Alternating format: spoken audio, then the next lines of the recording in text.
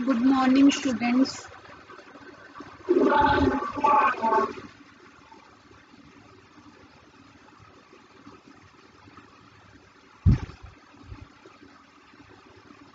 Today's topic specifying constants. Constants का मतलब क्या होता है कि आप टेबल के अंदर जो एंट्रीज कर रहे हो उस पे कुछ रिस्ट्रिक्शंस लगानी है। ठीक है, देखो इससे पहले हमने की कॉन्स्टेंट्स, इंटीग्रिटी कॉन्स्टेंट्स की बात की थी, तो इसके अंदर अब हम कॉन्स्टेंट्स को स्पेसिफाई करेंगे कि आपको प्राइमरी की कौन सी बनानी है। प्राइमरी की कॉन्स्टेंट्स डिफाइन कर सकते हैं हम। अगर आप चाहते हो कि कोई कॉलम नल ना रहे, वो चीज़ आप इसके अंदर स्पेसिफाई कर सकते हो। तो देखो ये है आपका पेज नंबर 220 पर specifying constants. The definition of a table may include the specification of integrity constants. For example, when a person appears for some interview, there are certain constants for his qualification. Person who satisfies the given qualification constants are eligible for interview, so these restrictions are called constants. ठीक है, जैसे देखो कोई person क्या है, interview देने जा रहा है, तो उसके अंदर क्या होते हैं, स्पेसिफिक राउंड्स होते हैं। अगर वो सारे राउंड वो क्लियर कर लेता है तो वो इंटरव्यू के लिए क्वालिफाई हो जाता है। ऐसे ही टेबल के केस में है, अगर हम कुछ कॉन्स्टेंट्स इसके ऊपर लगा देते हैं, कुछ रिस्ट्रिक्शंस लगा देते हैं, इन्हीं रिस्ट्रिक्शंस को हम कॉन्स्टेंट्स कहते हैं। तो क्या होगा कि अगर आप कोई वैल्यू एंटर करवा रहे हो, वो इन सभी रिस्ट्रिक्शंस को, इन सभी जो आपके लेवल्स हैं, इनको स्पेसिफाई कर देती है, क्वालिफाई कर लेती है। तो क्या होगा, एंट्री टेबल के अंदर हो जाएगी, वरना एंट्री डिनाई हो जाएगी, टेबल के अंदर हम एंटर नहीं कर पाएंगे डाटा। ठीक है, तो कैटेगरीज, दो कैटेगरीज होती हैं आपकी कॉन्स्टेंट्स की, एक है column constant and second one is your table constants. Column constants की अगर बात करें तो these are applied only to the individual column, जो सिर्फ इंडिविजुअल एक सिंगल कॉलम पर अप्लाई होंगे। जैसे मैं कह देती हूँ, आपने कोई टेबल क्रिएट की, उस टेबल के अंदर रोल नंबर की वैल्यू नल नहीं होनी चाहिए। एक कॉलम पे कांस्टेंट अप्लाई किया है तो वो हो गया आपका कॉलम कांस्टेंट। उसके अलावा सेकंड बात करते हैं हम टेबल कांस्टेंट की। टेबल कांस्टेंट का मतलब क्या है, जो कंप्लीट टेबल पर अप्लाई होते हैं या एक से ज़्यादा कॉलम्स पर अप्लाई होते हैं। जैसे कि मैं कह देती हूँ, हम एक टेबल बना रहे हैं रिजल्ट की, उसके अंदर एक तो हमने टोटल मार्क्स वाला फील्ड लिया है और एक हमने ऑब्टेन्ड मार्क्स वाला फील्ड लिया है। तो हम लोग क्या प्रेफर करते हैं कि जो मतलब हम लोग क्या चाहते हैं कि जो ऑब्टेन्ड मार्क्स वाला फील्ड है वो हमेशा आपका टोटल मार्क्स वाले फील्ड से कम होना चाहिए। तो दो कॉलम्स के बीच में अगर आप कंपैरिजन कर रहे हो और ये कांस्टेंट आपको लगाना है अपनी टेबल के अंदर, तो ये होगा आपका टेबल कांस्टेंट। ठीक है, अब कॉलम पे और टेबल पे आप कौन कौन से कांस्टेंट्स अप्लाई कर सकते हो, ये हैं आपके टाइप्स ऑफ कांस्टेंट्स। सबसे पहला है आपका नॉट नल कांस्टेंट, यानी कि कॉलम में किसी पर्टिकुलर कॉलम की वैल्यू नल नहीं होनी चाहिए। यूनिक कांस्टेंट, यूनिक कांस्टेंट का मतलब होता है कि उस टेबल की, उस कॉलम के अंदर जितनी भी वैल्यूज हैं वो सभी की सभी यूनिक होनी चाहिए। जैसे रोल नंबर है, हर किसी का यूनिक होता है, तो उस पर हम यूनिक कांस्टेंट वाला फील्ड जो है वो अप्लाई कर सकते हैं। नेक्स्ट है आपके पास प्राइमरी कांस्टेंट्स। अब प्राइमरी कांस्टेंट्स के अंदर दोनों चीज़ें आ जाती हैं, नॉट नल भी और यूनिक भी, क्योंकि प्राइमरी की वैल्यू आपकी नल भी नहीं होनी चाहिए और हर एक वैल्यू जो है वो आपकी यूनिक भी होनी चाहिए। नेक्स्ट है चेक कांस्टेंट्स। इसके अंदर हम कंडीशन लगा देते हैं कि अगर आप किसी पर्टिकुलर कॉलम की वैल्यू किसी पर्टिकुलर क्राइटेरिया से बाहर डाल रहे हो तो वो एक्सेप्ट नहीं करेगा। जैसे मान लो मोबाइल नंबर पे हम कांस्टेंट लगा सकते हैं कि नंबर ऑफ डिजिट्स उसके अंदर 10 ही होनी चाहिए। अगर गलती से कोई वैल्यू एंटर करवाते हुए मोबाइल नंबर में 11 या फिर 9 डिजिट डाल देता है तो वो उसको एक्सेप्ट ही नहीं करेगा। डिफ़ॉल्ट कॉन्स्टेंट्स होते हैं, जैसे मान लो कई बार आप क्या है, किसी पर्टिकुलर कॉलम में कोई वैल्यू डालना ही नहीं चाहते हो, तो उस केस में हम स्पेसिफाई कर देते हैं कि अगर हम अगर किसी पर्टिकुलर कॉलम के लिए कोई वैल्यू हमने एंटर नहीं की तो वो डिफ़ॉल्ट वैल्यू उठा ले उसकी। फॉरेन की कॉन्स्टेंट्स होते हैं जो दो टेबल्स को रिलेट करते हुए हम यूज़ करते हैं।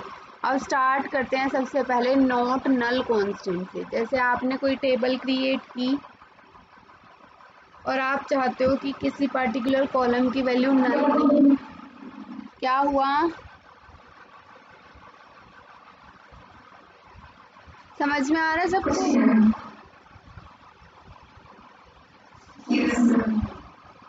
ओके, तो नॉट नल कांस्टेंट है। अगर हम इसको स्पेसिफाई करना चाहते हैं तो ये हमारे पास सिंटेक्स है।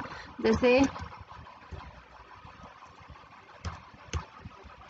सिंटेक्स है नॉट नल का। जैसे हम कोई टेबल क्रिएट कर रहे हैं, टेबल क्रिएट करते हुए ही स्पेसिफाई करने होते हैं आपके ये कॉन्स्टेंट्स आपको। मतलब जब आप टेबल क्रिएट कर रहे हो उसी टाइम मेंशन करना है कि नॉट नल कांस्टेंट अप्लाई करना है, यूनिक कांस्टेंट अप्लाई करना है, प्राइमरी की कांस्टेंट अप्लाई करना है, या फिर चेक कांस्टेंट, कौन सा कांस्टेंट अप्लाई करना है वो आपको उसी टाइम डिसाइड करना है। तो क्रिएट टेबल, जैसे स्टूडेंट नाम की एक टेबल बनाई है स्टूडेंट, उसके बाद आपने क्या किया, जो रोल नंबर है वो हमने इंटीजर ले लिया और उसको मैंने स्पेसिफाई कर दिया नॉट नल। सिंपल आपको रोल नंबर रोल इंट लिखने के बाद में लिखना है नॉट नल, ठीक है। फिर उसके बाद कोमा लगाकर आपने नेम लिखना है, तो यहाँ पे नेम कैर में लेना है, कैर ले लिया हमने 20। इसको भी नॉट नल देना है तो नॉट नल आप मेंशन कर सकते हो। कांस्टेंट एस नेम लिख दिया, इसका मतलब ये है कि आउटपुट में जब एरर आएगा तो वो आपको स्पेसिफाई कर देगा। कांस्टेंट इसलिए लिखते हैं ताकि जब एरर आए तो वो हमें क्लियरली डिफाइन हो सके कि एरर किस वजह से आ रहा है। क्लास लेनी है, मार्क्स लेने हैं, तो ये सब चीज़ें आप इसके अंदर ले सकते हो, जो भी चीज़ें आपको टेबल के अंदर क्रिएट करनी है। अब फॉर एग्जाम्पल जैसे अगर हम इसको करके देखें तो ये आपका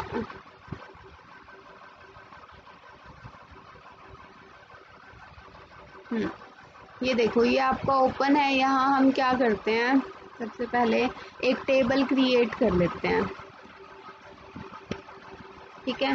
तो मैंने क्या किया, क्रिएट टेबल, जैसे क्लास नाम की एक टेबल क्रिएट कर ली और इसके अंदर मैंने किया रोल नंबर जो कि इंटीजर दे दिया, उसको मैंने लिख दिया नॉट नल, नल नहीं होना चाहिए, ठीक है। उसके बाद मैंने लिखा नेम और नेम मैंने कैर टाइप का ले लिया और एक ले लिया फॉर एग्जांपल मैंने एज मैंने इंट टाइप की ले ली, ठीक है। टेबल क्रिएट कर रहे हैं हम,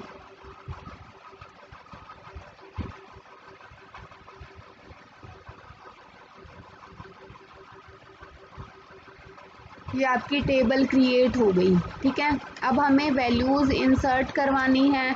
अब ये जो नॉट नल लिखा है इसका मीनिंग देखो, जैसे मैं लिखती हूँ इंसर्ट इनटू, टेबल का नाम क्या है, क्लास वैल्यूज़। अगर सिंपल ऐसे करके लिखते हो तो आपको सारी वैल्यूज़ डालनी पड़ेंगी। वही चीज़ जब इंसर्ट कमांड करवाई थी तो मैंने आपको बताया था कि अगर आपको पर्टिकुलर एक या दो वैल्यूज़ ही डालनी है, सारे कॉलम्स में वैल्यूज़ नहीं डालनी, तो हम यहाँ स्पेसिफाई करते हैं क्लास के बाद जैसे मैं नेम कॉमा एज, ये दोनों चीज़ें स्पेसिफाई कर देती हूँ कि मुझे नाम और एज में वैल्यूज़ डालनी है।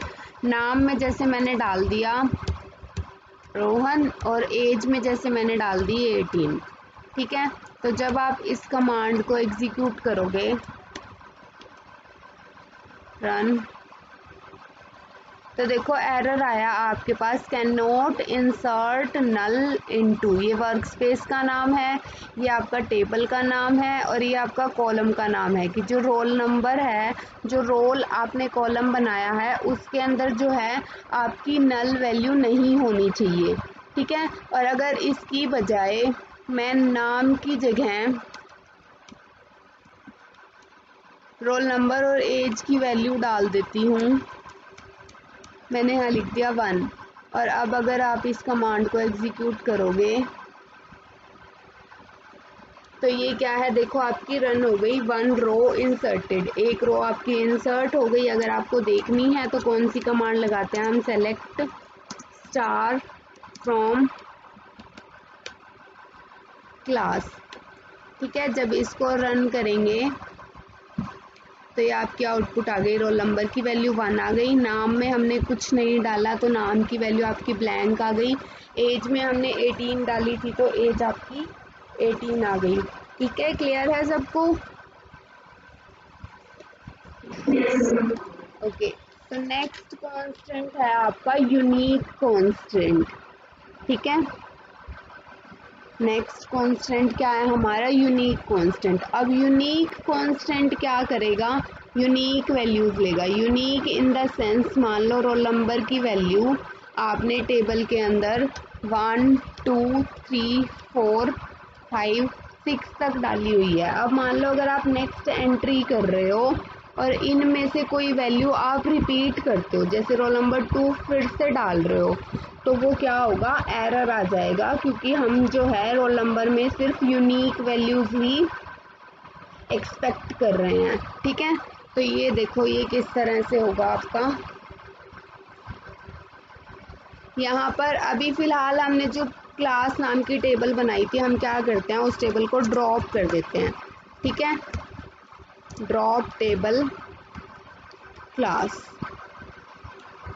ड्रॉप कमांड पता है ना आप लोगों को किस लिए होती है? ये देखो आपकी आउटपुट आ गई टेबल ड्रॉप्ड, यानी कि आपने जो है इस टेबल को डिलीट कर दिया। ठीक है, अब नेक्स्ट चलते हैं। अब हमें क्या करना है, यूनिक को स्पेसिफाई करना है। तो ये जो टेबल क्रिएट करने की कमांड मैंने यहाँ लगाई थी, मैं इसी में एडिट कर देती हूँ। मैं लिख देती हूँ क्रिएट टेबल क्लास। हाँ जी।